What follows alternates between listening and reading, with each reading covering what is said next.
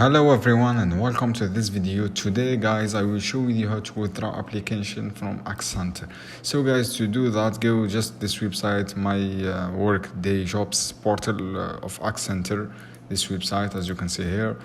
And then after that guys, this step you do guys, make account like would every make account like you would and the other my work jobs portal. And don't click for search career, and you find search career, don't click on here. What do you do guys? Just remove the user home and this user home guys, as you can see, remove this one. After that guys, go to this replace job for this one, as you can see here, search by job number and copy from the real Accenture site and make new application.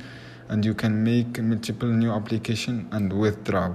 This is how you can do guys. I hope this video helpful for you. Then don't forget to subscribe and share this video. Just follow these steps guys and you can withdraw easily. I hope guys this video helpful. See you soon.